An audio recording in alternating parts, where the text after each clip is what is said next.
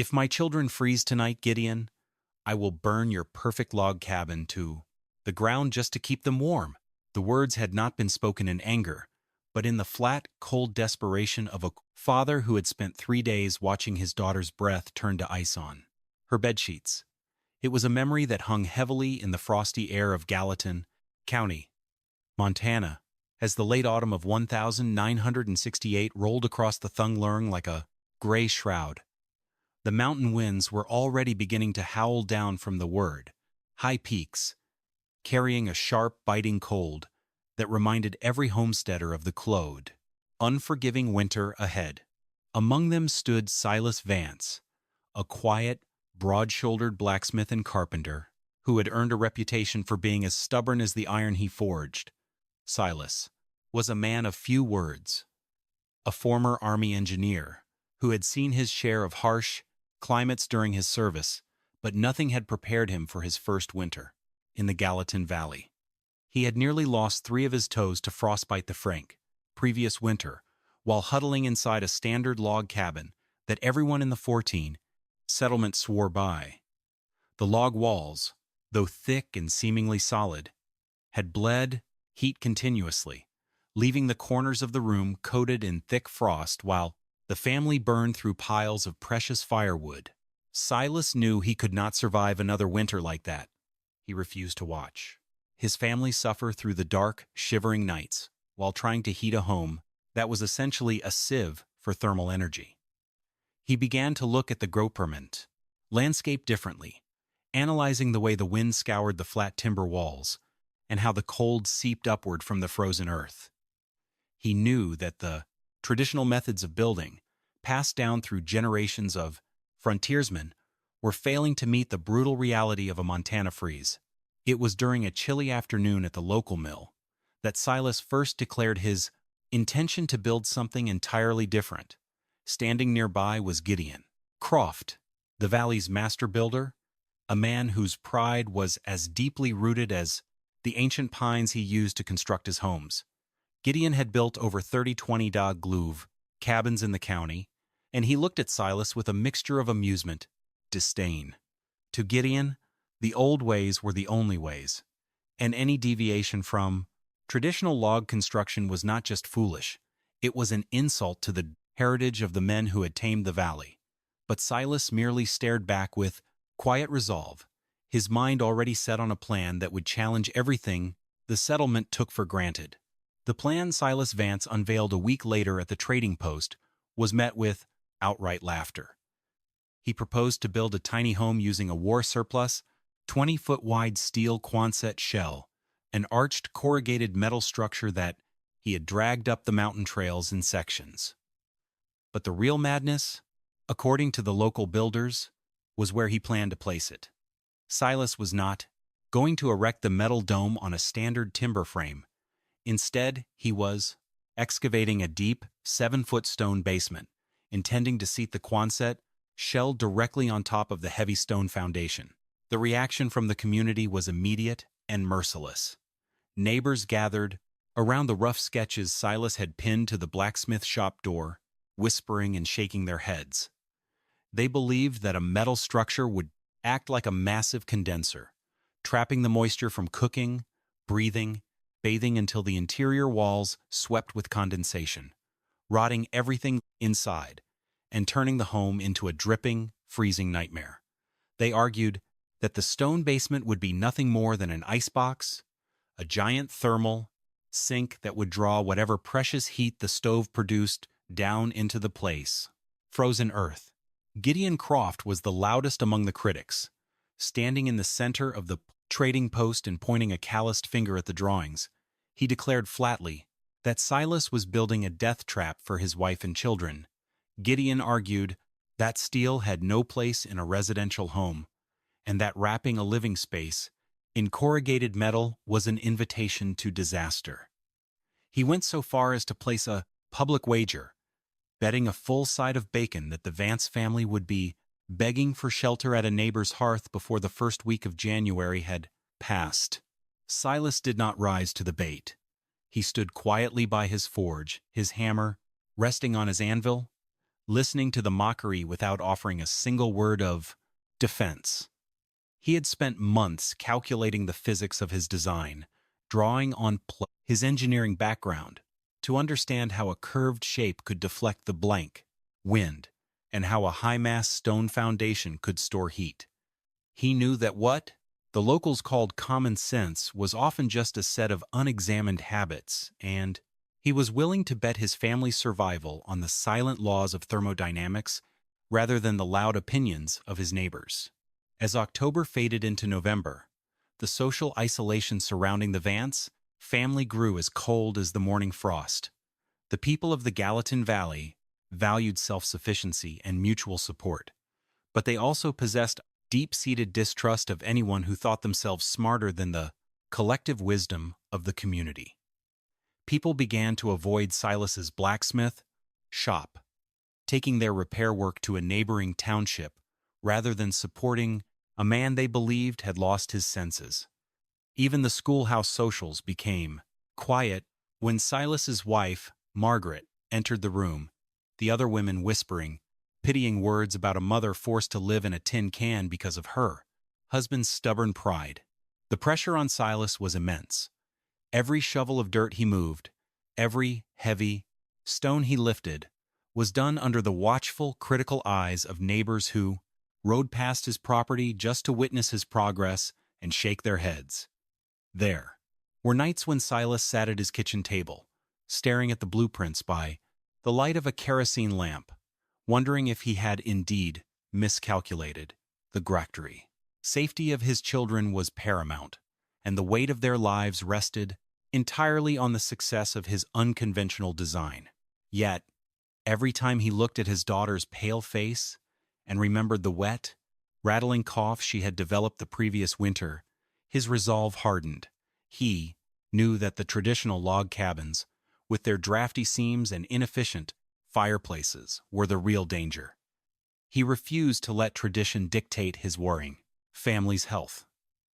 He went back to the riverbed day after day, selecting each granite and limestone block with methodical care, searching for stones that possessed the density required to act as a proper thermal reservoir. By the time the first true winter storm began to brew on the northern horizon, Silas had piled thousands of pounds of stone near his excavation site. He was eroded and of the loading larg and Tanadenard alone, his hands raw from the cold river water and the heavy lifting, but the foundation of his home was beginning to take shape. He knew that the mountain would not offer any second chances, and that the coming winter would be the wise, ultimate arbiter of his design. He welcomed the challenge, trusting that the silent stones he had stacked would speak for him when the cold arrived. The excavation of the basement was a grueling, physical battle against the plain, rising cold. Silas Vance worked in the dim light of the early mornings, his shovel striking the hard Montana clay with a rhythmic, metallic clink. He dug down a full 7 feet, bypassing the shallow frost line entirely to reach the pleured, stable earth below. This was not a random depth. Silas knew that at 7 feet down, the earth maintained a consistent temperature of 48 to 52 degrees Fahrenheit year-round. This was free warmth, a natural baseline that would prevent his basement from ever dropping to freezing, regardless of how cold the air above became. Once the pit was cleared, Silas began the monumental task of laying the walls. He used local granite and limestone blocks that he had hauled from the riverbed, each stone averaging 40 pounds of dense, solid mass. He laid the walls to a thickness of 1.5 feet, packing the gaps with a tight mixture of clay, mortar, and smaller gravel. The result was a massive stone foundation that weighed approximately 3,200 pounds per linear foot. Unlike his neighbors, who poured thin concrete slabs or built wood-framed crawl spaces, Silas left the floor of his basement as compacted earth covered with a thick bed of coarse river gravel. He understood that a concrete slab would act as a thermal bridge, conducting the cold from the surrounding ground into the property living space. By keeping the floor as natural gravel over clay, he allowed the Earth's stable baseline temperature to interface directly with the basement air, creating a natural geothermal buffer. As the stone walls rose, Gideon Croft stopped by the site, standing at the edge of the pit with his arms crossed. He looked at the massive masonry and remarked that Silas was building a tomb, a cold stone vault that would suck the life out of anyone who tried to live in it. But Silas merely wiped the mortar from his hands and kept working. He knew that the stone was not a conductor of cold, but a reservoir for heat.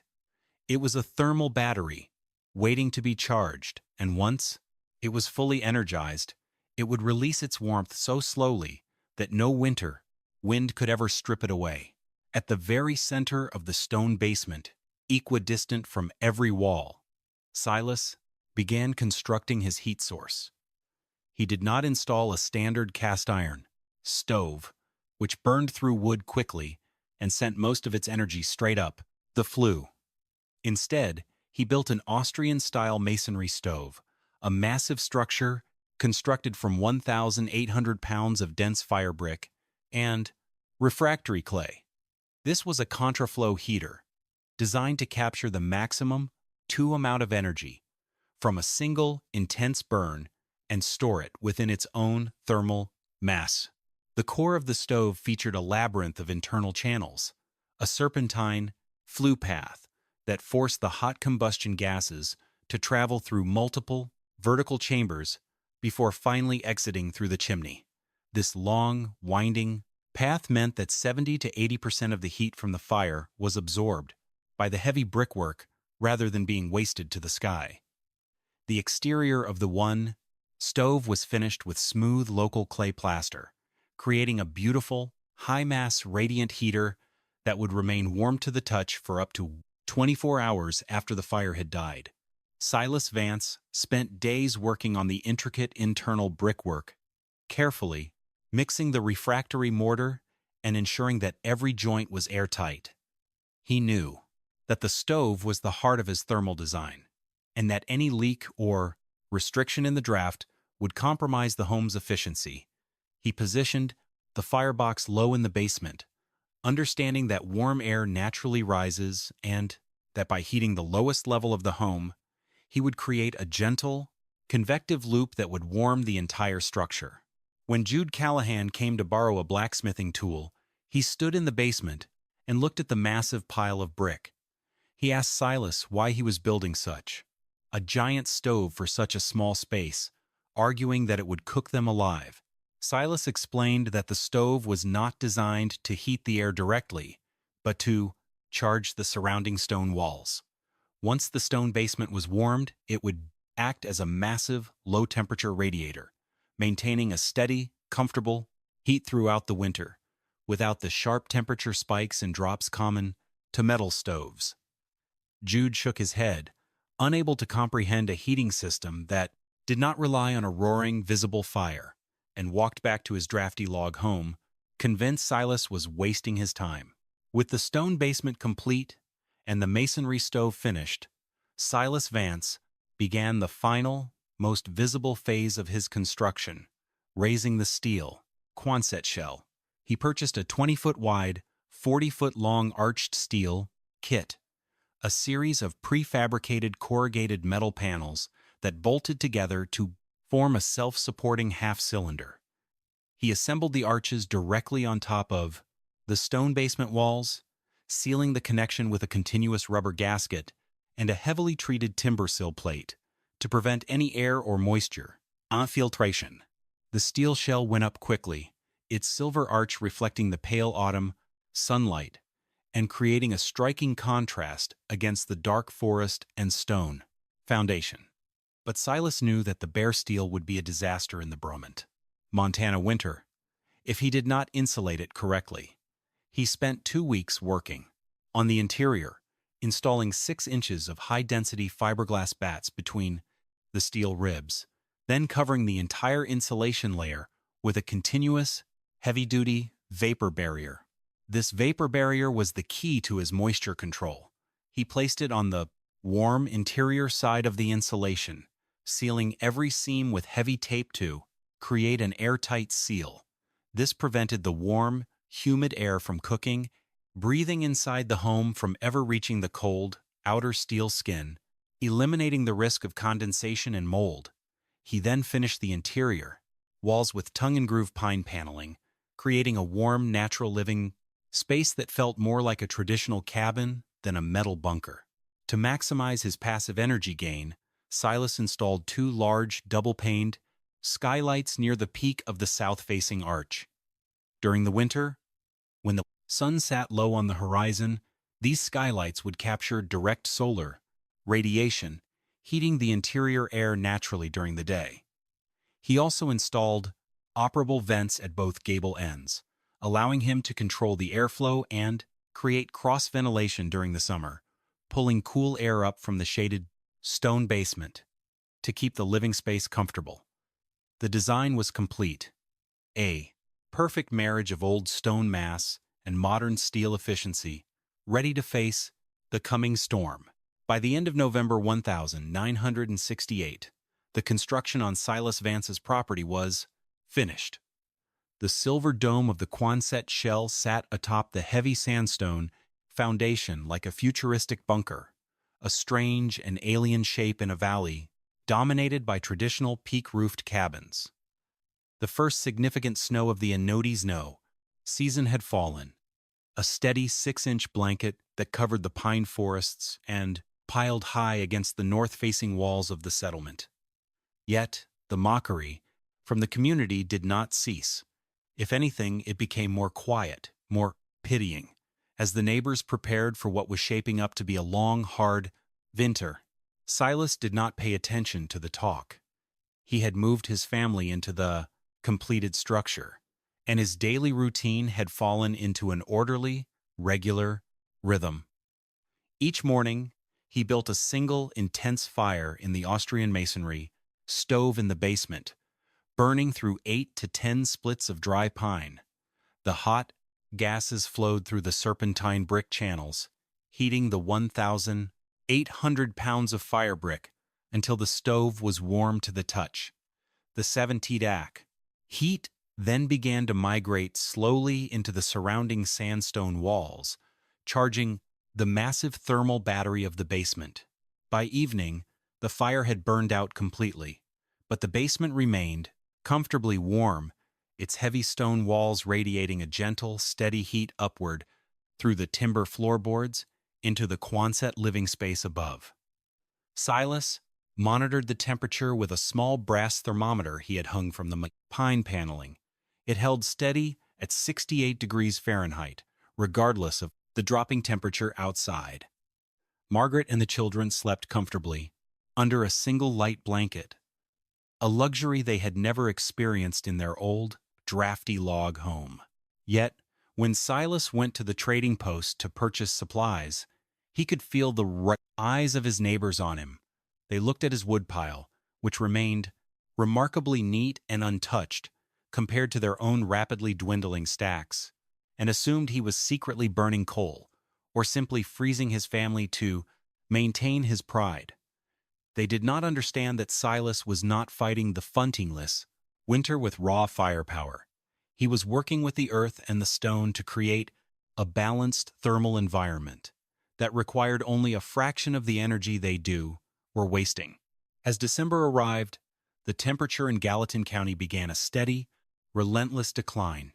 A cold air mass from the north settled over the valley, pushing the thermometer down to 15 degrees below zero overnight.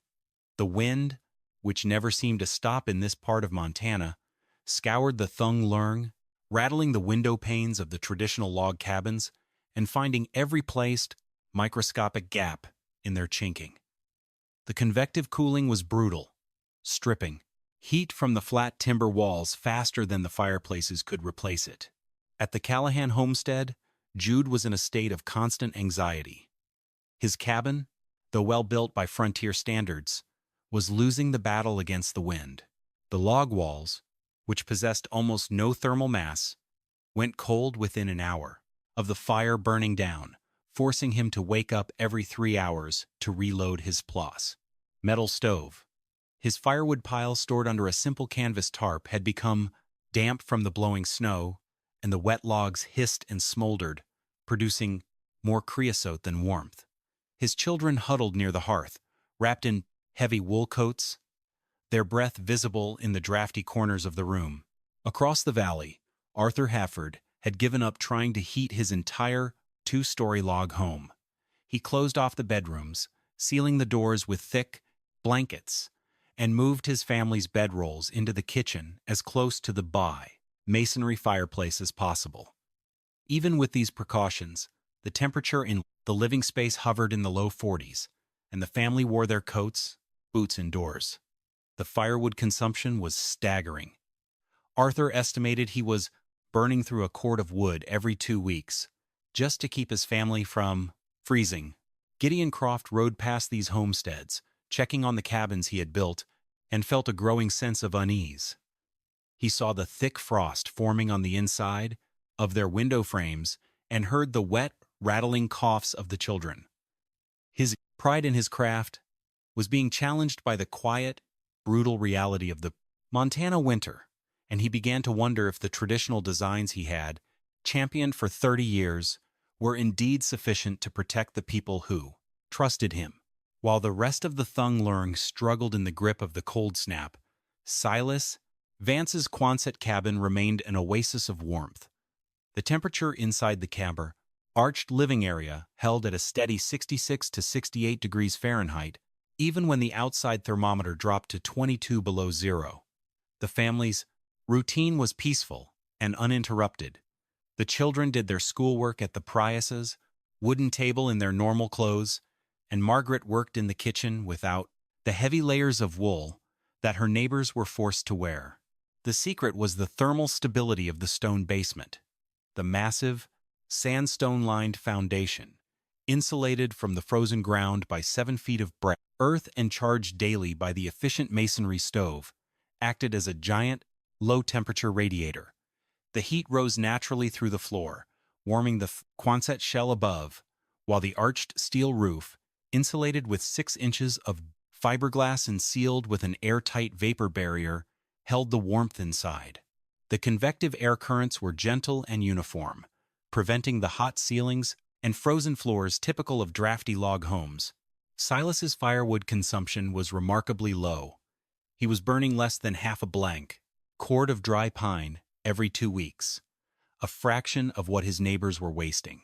His wood, stored in the dry, ventilated corridor of the stone basement, remained perfectly seasoned, burning clean and hot with almost no smoke. He did not have to make dangerous nighttime trips to a frozen wood pile. He simply opened the rost, insulated trapdoor in his kitchen floor and lowered himself into the warm basement to retrieve what he needed.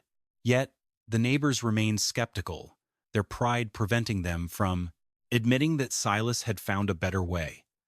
They saw his light, clean smoke and assumed he was using some expensive, hidden fuel, or that his family was simply pretending to be warm to save face. They did not ask to see his setup, and Silas did not offer to show it. He was content to let his thermometer speak for him, knowing that the real test of his design was still to come, and that the real test mountain would eventually demand an accounting from everyone in the valley. The true test of the Gallatin Valley arrived on the morning of the 6th of January 1969. The barometric pressure had dropped precipitously overnight, and by dawn, the sky had taken on a dark, leaden hue that promised a storm of historic proportions. The wind, which had been a low murmur for days, suddenly escalated into a terrifying roar, screaming down from the northern peaks at 45 miles per hour. With gusts reaching over 55, it carried with it an Arctic air mass of such intensity that the thermometer in the center of the township dropped to 35 degrees below zero within hours. The wind chill was lethal, touching 70 degrees below zero. It was the kind of cold that turns diesel fuel to gel in minutes, freezes moisture in the lungs with a single deep breath, and makes exposed skin burn like fire before going numb.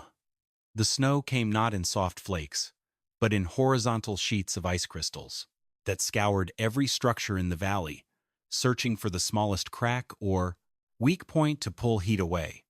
Visibility was reduced to less than 10 feet, and the Thung Lung was completely isolated from the world. Silas Vance stood at his window, watching the white fury of the storm. He could wanted this window, hear the steel panels of his Quonset shell flexing slightly under the immense wind pressure. But the aerodynamic curve of the arch deflected the brunt of the force, preventing the localized high-pressure zones that battered flat-walled homes. The snow drifted high against the north-facing sandstone basement, but instead of crushing the structure, the weight was distributed evenly through the trident, self-supporting arch. Inside, the air remained still and warm, held at a steady 65 degrees by the massive thermal reservoir below. Across the valley, the storm was bringing the settlement to its knees. At the Bruce Callahan home, the situation had turned critical. Jude's chimney, coated in thick creosote from weeks of burning damp wood, had partially clogged due to thermal stress. The draft was gone, and thick, acrid smoke began to fill the blank living space, forcing Jude to crack open the kitchen window despite the chems. Minus 35-degree wind howling outside. The room temperature plummeted to 36 degrees, and Jude was forced to burn his dining benches and chairs just to keep the fire hot enough to clear the flue. His youngest daughter's cough had returned, a wet, heavy rattle that filled the smoky room with dread. At the Hafford cabin, Arthur's wood supply had run out on the second day of the storm. The drift against his woodshed was 8 feet high, packed as hard as concrete, and he could not clear it without risking hypothermia. In desperation, he began dismantling his interior pine wall paneling, feeding the dry planks into his fireplace to keep his family alive. They huddled together in the center of the kitchen, wrapped in every blanket they owned, their fingers and toes numb from the relentless chill that radiated from the frozen log walls. Gideon Croft sat in his own drafty log home, watching his fireplace consume wood at an alarming rate, and felt a deep, heavy sense of failure. He knew that the homes he had built, homes he had guaranteed would protect the families of their Gallatin, were failing the test. The wood-framed cabins, with their flat walls and thin insulation, were being scoured of heat by the wind, and there was nothing his clients could do but burn through their dwindling resources and pray for the storm to break. He thought of Silas Vance's silver dome, sitting exposed on the rise, and felt a sudden, sharp pang of worry. He was certain the metal structure had collapsed or frozen out, and that Silas's pride had cost his family their lives. But inside the Quonset dome, there was only peace. Silas Vance had built his Brachers home not to fight the winter, but to coexist with it, and his planning was paying off. The temperature inside the arched living area held at 65 degrees Fahrenheit, a comfortable warmth that felt almost miraculous compared to the freezing chaos outside. The children played on the floor with their wooden toys, and Margaret prepared a simple stew on the kitchen stove, the smell of beef and onions filling the warm, dry air. The sandstone basement, insulated by 7 feet of earth and charged by the masonry stove, was performing beautifully. The stone walls, containing over 4,000 pounds of mass, radiated a steady, low-temperature heat that warmed the timber floorboards from below, while the airtight vapor barrier prevented any condensation from forming on the steel shell. The gable vents, though closed, tight against the storm, allowed just enough slow air exchange to keep the interior fresh without creating drafts. Silas's firewood supply, stacked neatly in the basement corridor, remained dry and accessible. He did not have to shovel snow or battle drifts to retrieve it. He simply lifted the insulated trapdoor and climbed down into the warm, stone-lined room. He burned only 10 splits of pine a day, less than a quarter of what his neighbors were wasting, and his chimney showed only a thin, barely visible trail of heat vapor that rose into the gray sky. He knew his family was safe, protected by a setup that relied on the silent, steady laws of physics, rather than the brute force of a constant fire. On the fourth day of the storm, the wind finally began to drop, its howling roar escalating down into a low, mournful sigh. The temperature remained at 35 below zero, but the visibility had improved to nearly 100 yards. Gideon Croft, unable to sit in his cold cabin any longer, pulled on his heavy wool coat, wrapped his face in a thick scarf, and stepped out into the freezing air.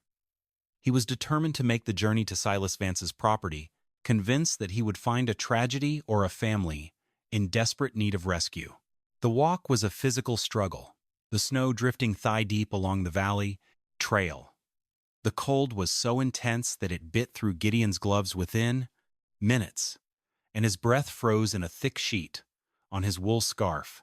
He passed the blank Callahan homestead and saw Jude outside, desperately trying to split a frozen log with a hand axe, his face pale and his hands shaking from the cold. Gideon did not stop. He kept his eyes on the rise where Silas's silver dome sat, half buried in a massive drift of snow. As he neared the property, Gideon saw no sign of life. The Quonset dome was completely silent, its silver arch shadowed beneath a thick blanket of white. The chimney pipe showed no thick black smoke, only a thin, barely visible shimmer of heat that rose into the cold air. Gideon felt his heart sink. He was certain the stove had gone out, and that the family had frozen. He stumbled up the drift to the southeast entrance, his fingers stiff as he knocked heavily on the timber door. He waited, his breath coming in ragged, white clouds, braced himself for the worst. The door opened. Silas Vance stood in the doorway, looking at him with calm surprise. He was wearing a flannel shirt, his sleeves rolled up to his elbows, and his face was relaxed and warm. Behind him, the interior of the cabin glowed with a soft, inviting light, and a wave of genuine, comforting warmth rolled out into the Beekler.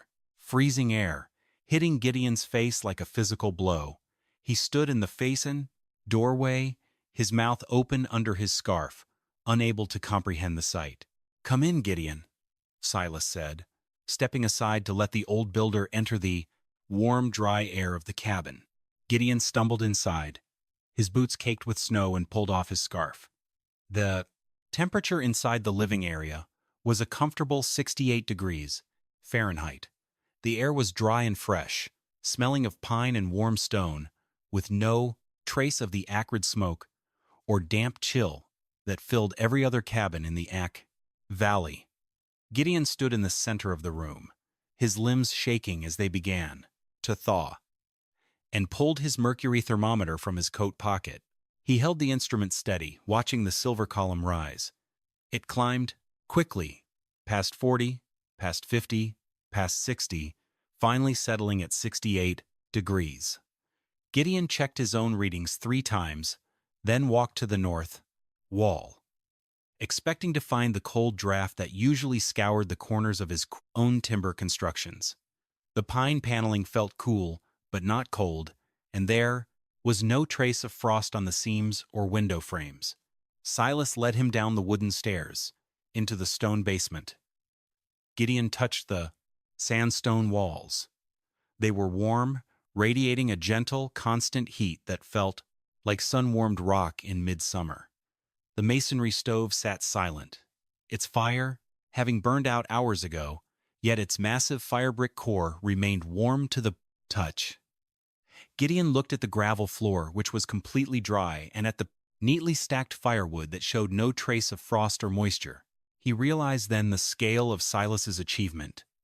While his own carefully built log cabins were struggling to stay above freezing, despite burning through cords of wood, Silas had maintained a temperature differential of 103 degrees between the inside and outside of his home, using only a fraction of the fuel. Silas's cabin was exactly 55 degrees warmer than the valley average, and his family was living in complete, safe comfort, while the rest of the Thunglorn was in a state of survival. Gideon looked at Silas, the pride that had sustained him for 30 years, evaporating in the warm, stone-scented Versailles air. Gideon Croft stared at the thermometer in his hand, then slowly lowered it. The silver column remained at 68 degrees, a silent, indisputable judgment against the 30 years of tradition he had championed. He thought of Jude Callahan's shivering children, of Arthur Hafford's dismantled walls, and of his own cold hearth. He realized that his pride, his refusal to look beyond the familiar methods of his ancestors, had almost cost the lives of the people who trusted his craft. A heavy, suffocating wave of Dunvart washed over the old builder. He looked at Silas Vance, a man he had mocked, a man he had called mad, and felt his throat tighten. He slowly removed his hat, holding it in his stiff fingers, and looked down at the warm sandstone floor. He was a proud man, but he was not a cruel one. And the sight of Silas's comfortable, safe family was a truth his ego could no longer resist. Silas looked at the old carpenter, seeing the struggle in his eyes, the heavy weight of realization that was bowing his shoulders. He did not say anything to humiliate him. He did not bring up the wager or the mockery at the trading post. Silas knew that the cold was a harsh teacher, and that the lesson Gideon was learning was painful enough without any added pride from the victor. He gently took Gideon's coat and hung it near the masonry stove, then poured him a hot cup of coffee, letting the silence between them remain respectful and calm. Gideon took the cup, his hands still trembling slightly, and looked up at Silas. The barrier of his pride had been broken, replaced by a deep, quiet gratitude for the warmth that was restoring life to his frozen limbs. He knew that the Braes Valley would never be the same after this storm, and that the silver dome he had, called a death trap, was actually the future of survival in Gallatin. He took a sip of the warm coffee, looked at Silas, and nodded once. The silent gesture carrying more respect and apology than any words could ever convey. When the spring of 1969 finally arrived, melting the great drifts and turning meld, the valley green, the change was visible to everyone. Gideon Croft did not retire or retreat from his craft. Instead, he spent the summer working alongside Silas Vance, studying the spacing of the stone walls, the air gap calculations, and the internal channels of the masonry stoves.